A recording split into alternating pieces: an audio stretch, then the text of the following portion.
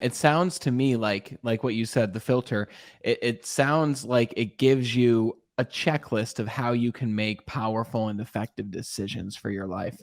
Because I mean, if you had said yes to that business to be on Right. the board, then your life would look very different, right? You'd still be doing what you're doing now, but again, a large chunk of your time and your energy and your focus would have been put towards something that wasn't necessarily the best decision for you to make. And we as people, I know me Right. especially, I'm a yes person. Like I love to say yes to things.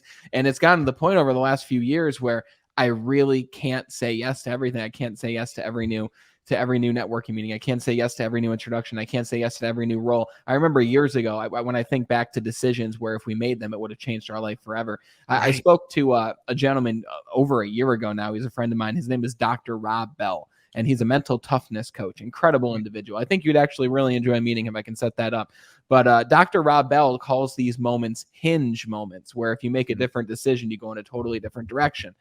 And you'd love the conversation with him. But I had a hinge moment very similar to yours years Yeah. ago before I became the new hire trainer for all the new salespeople, where I, would speak in front of the room. I would train them in a classroom setting. I would travel across the state, upstate New York. But Right. before I made that decision, I had the opportunity to travel to Washington to become the events coordinator for Verizon, which, Right. if you go to the state fair or you go to any local event and you see a Verizon booth, I would have been the person who oversaw that and operated that. It was a Right. very operations focused role. And I had that opportunity, and to a 21-year-old kid, essentially, I was like, this is too big of an opportunity to say no to, even Right. though it's not necessarily what I most want. Like, I didn't understand the better way or the why at this point, but Right. I knew in my gut that it wasn't the right decision to make. Right. And I remember my boss called me and he said, Brandon, yeah, he didn't even know that this was an option for me. And I told him, and he's like, that's definitely not the right path for you.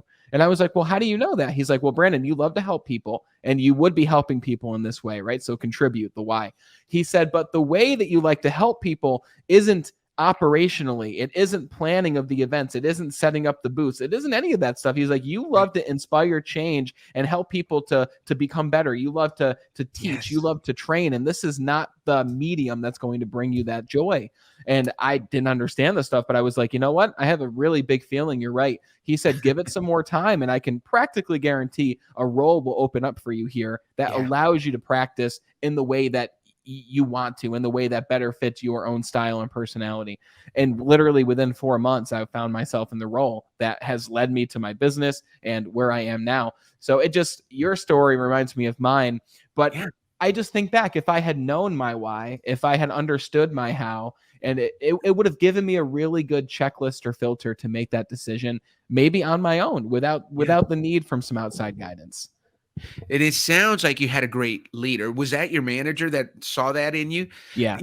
That's so important, and he did it the hard way by looking at you, but he understood. So one of the challenges that people with the how of better way, like yourself, so you like to take things that exist and make them better. You like to innovate. You like to see things and say, "Ooh, that's a really good process, but if we tweak it a little bit, it can be even better." So he saw that in you and he saw that, look, operations, that's going to be that's great. You're great at operations when there's something to fix, right? Mm. If you come into a if you we put you in a position where, hey, look, nothing's working here. We need some help. You'll go in there and you'll fix it. But guess what? Once it's fixed, you're ready to go on and fix something else. You can't stay there, right? If they keep you there, you're just going to run out of energy. It's so predictable. Wow. So for me, like I said, I did as a young person, I did telemarketing.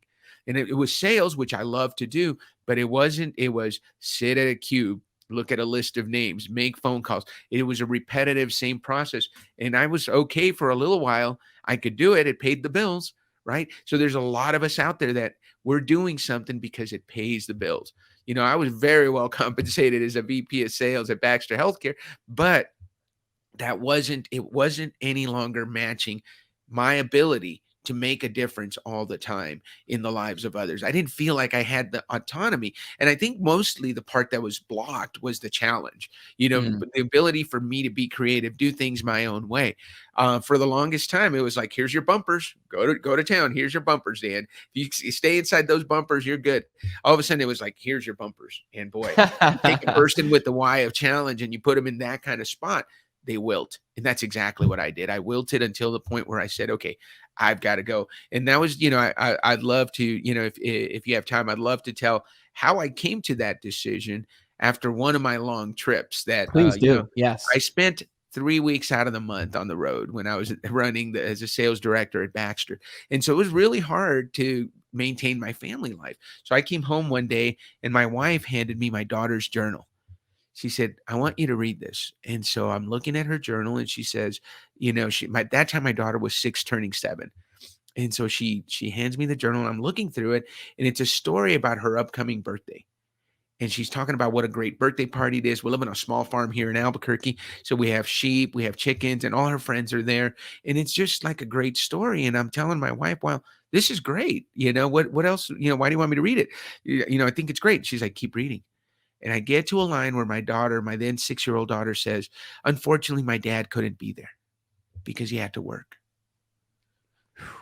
And I wanted to call him and tell him thank you, but I didn't want to bother him because Mm. work is important.